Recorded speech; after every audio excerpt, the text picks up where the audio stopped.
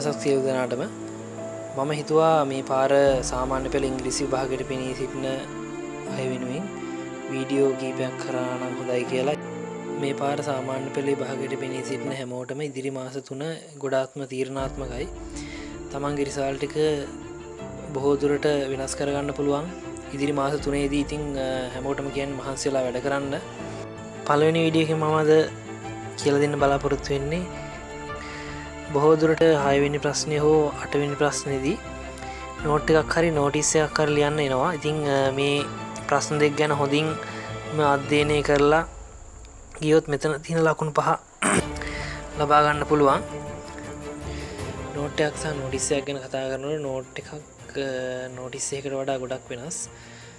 Notice එකක් අපි ලියන්නේ මොකක් හරි ඉවෙන්ට් එකක්, ටිකට් තරගාවලියක්, විවාහ තරගාවලියක්, ශ්‍රමදානයක් වගේ දෙයක් පිළිබඳ විස්තරයක් ලබා දෙන්න තමයි නෝටිස් එකක් ලියන්නේ. ඒක පිරිසක් රැස් කර ගැනීමේ අරමුණ ඇතුව තමයි නෝටිස් එකක් ලියන්නේ.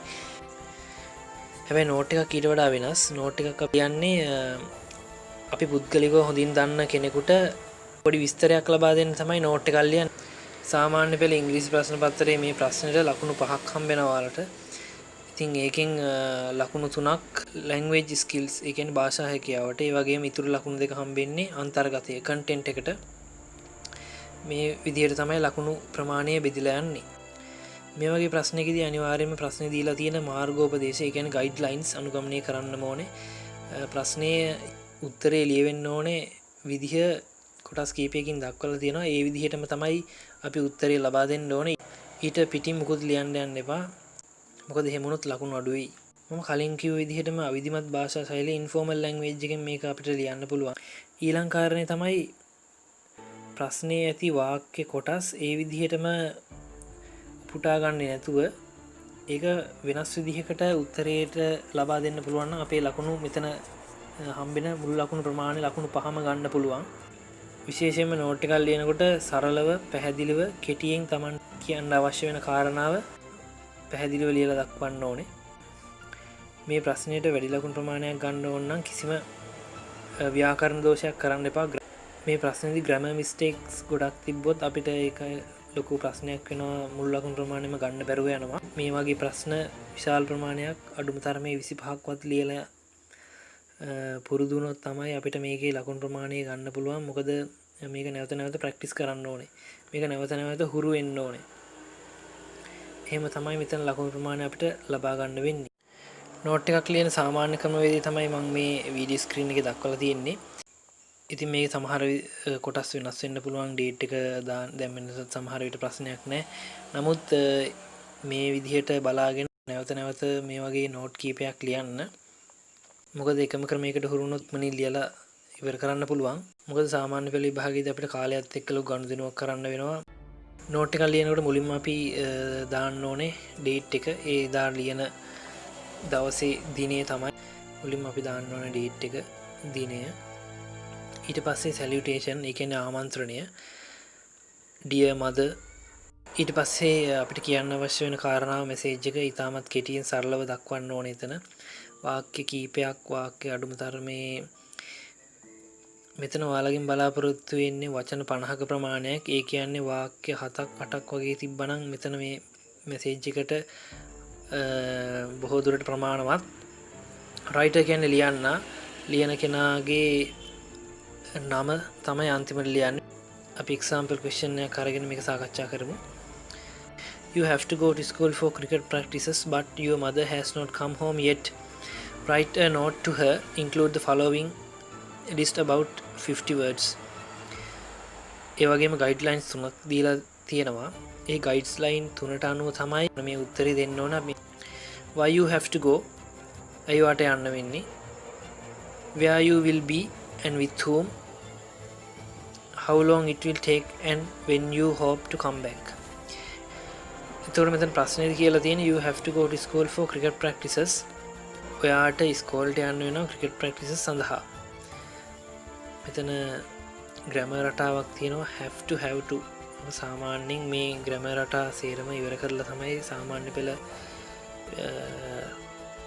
විභාගයට කලින් මේ සියලුම ග්‍රැමර් රටා ටික ඉවර කරලා තමයි යවන්නේ. ඒකට have to කියන එකේ තේරුම has to have to plus verb එක base form කියලා තමයි අපි ව්‍යාකරණ වලදී ඉගෙන ගන්නෙ.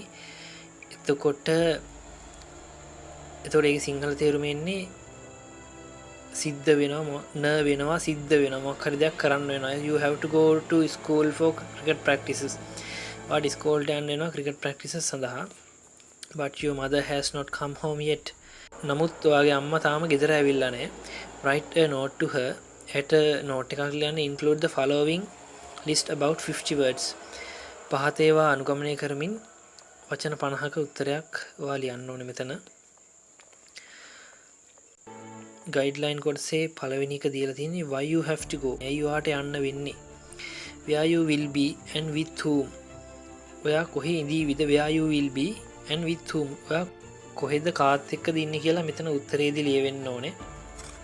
how long it will take and when you hope to come back. how long it will take. කොච්චර කාලයක් ගත වෙනවද?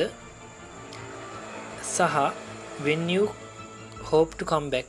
කීයටද අපහු එන්න බලාපොරොත්තු වෙන්නේ. එතකොට මේ ගයිඩ්ලයින් වලට අනුකූලව තමයි අපි උත්තරේ දෙන්න ඕනේ. පල්ලෙහා බලන්න මේ ප්‍රශ්නෙට උත්තරේ දීලා තියෙනවා. කලින් නෝට් එකේ ස්ට්‍රක්චර් එකේ සාකච්ඡා කරපු විදිහටම උඩින්ම දකුණු අත පැත්තේ උඩින්ම දිනේ දක්වලා තියෙනවා ඩේට් එක. ඊට පස්සේ වම් අත පැත්තේ සැලියුටේෂන් එක, ඒ කියන්නේ ආමන්ත්‍රණය. ඒක ඩියර් මදර් කියලා දක්වනවා. මොකද මේක අපි ලියන්නේ අපේ අම්මට. අම්මව දැනුවත් කරමින් තමයි අම්මට තමයි විශේෂ පණිවිඩයක් ලබා දෙන්න ඕනේ. ඒකට ඩියර් මදර් කියලා එතන දාලා තියෙනවා. උත්තර තියෙන්නේ I must go to school for cricket practice because the tournament is nearing. මේ උඩ තියෙන ප්‍රශ්නේම ඒ විදිහට ගන්නත් පුළුවන්. මෙතන ප්‍රශ්නේ තියෙන්නේ you have to go to school for cricket practice. අපිට ඒකම ගන්නත් පුළුවන් I have to go to school for cricket practice කියලා. හැබැයි එතනදී අපේ ලකුණු අඩු කරනවා. මොකද මේක සාමාන්‍යයෙන් කොපි කිරිල්ලක් වගේ. මොකද මෙතනදී බලන්නේ අපේ භාෂා හැකියාව. මුළු O level ඉංග්‍රීසි ප්‍රශ්න පත්‍රය ගැන සාකච්ඡා කරත් වැඩිපුරම අපි මේකේ මූලික හරය තමයි අපි කොච්චර ඉංග්‍රීසි භාෂාව දන්නවද, කොච්චර ග්‍රැමර් ප්‍රමාණයක් දන්නවද, කොච්චර දුරට අපිට ඉංග්‍රීසි හසුරවන්න පුළුවන්ද කියන එක තමයි ඉංග්‍රීසි පේපර් එකේදී චෙක් කරන්නේ. ඉතින් එතනදී you have to go to school for cricket practice ඒ විදිහටම කියන්න පුළුවන්. ඒක වෙනස් කරලා දැම්මොත් I have to go to school for cricket practice කියලා තමයි දාන්න වෙන්නේ. එහෙම දාන්න නැතුව ඊට සමානව දාලා තියෙනවා I must go to school for cricket practice. must කියන modal verb එකේ තේරුම තමයි යුතුයමයි, යම් කිසි දෙයක් කළ යුතුයමයි. I must go to school for cricket practice. මා පාසල් යා යුතුයමයි cricket practice සඳහා. because the tournament is nearing. මොකද ටූර්නමන්ට් එක ළඟම එන හින්දා. එහෙනම් ඇස් දාන්නත් පුළුවන් ඉතින්ට. The practices will be held in the school playground. The practices will be held in the school playground. පුහුණුව පැවැත්වේවි පාසල් ක්‍රීඩා පිටියේදී. පාසල් ක්‍රීඩා පිටියේ තමයි පුහුණුව පැවැත්වෙන්නේ. මෙතන මේ will be කියන එක will be held කියන එක හොඳටම ඔළුවේ තියාගන්න. මේක ගොඩක් තැන්වලදී අපිට පාවිච්චි කරන්න සිද්ධ වෙනවා. The practices will be held in the school playground and Ranil is with me. Raniluත් ඉන්නවා මාත් එක්ක cricket practice වලට ඇවිල්ලා. It will take 3 hours. පැය 3ක් විතර යයි. පැය 3ක් විතර යාවි. And I expect to return at about 6:30 pm. මම බලාපොරොත්තු වෙනවා return නැවතත් එන්න at about 6:30 pm 6:30ට පමණ මම නැවතත් එන්න බලාපොරොත්තු වෙනවා. ඊට අවසානයේදී දකුණු අත පැත්තේ යටින් writer your son. මෙතන හොඳට බලන්න ප්‍රශ්නේ දීලා තියෙන ගයිඩ්ලයින්ස් වලට අනුව තමයි ලියලා තියෙන්නේ why you have to go. why කියන එක highlight කරලා තියෙනවා. ඇයි ඔයාට යන්න වෙන්නේ? එතකොට එතන උත්තරේ විදිහට මේ වාක්‍යයේදී දක්වලා තියෙන්නේ for cricket practices. ඒක තමයි උත්තරේ. ඊට පස්සේ where you will be. ඔයා කොහේ ඉඳීවිද and with whom කා සමගද. එතකොට where you will be and with whom කියන එකට උත්තරේ විදිහට එතන ඒ වාක්‍ය දෙකේ වාක්‍යය දක්වලා තියෙනවා in the school playground where කියන එකට school playground with whom කියන එකට රනිල් එයා තමයි යාළුවයාත් එක්ක තමයි ඉන්නේ ක්‍රිකට් ප්‍රැක්ටිස් ගිහිල්ලා how long it will take කොච්චර කාලයක් ගත වෙනවද එතන උත්තරේ විදිහට it will take 3 hours පැය 3ක් විතර ගත වෙනවා and when you hope to come back වා කීයටද ආපසු එන්න බලාපොරොත්තු වෙන්නේ I expect to return at about 6:30 pm. එතන මෙතන hope කියන එකට උඩ guideline එකේ තියෙන hope කියන වචන වෙනුවට expect කියන වචනේ දක්වලා තියෙනවා. දෙකේම තේරුම බලාපොරොත්තු වෙනවා. come back කියන එක synonym එකක්.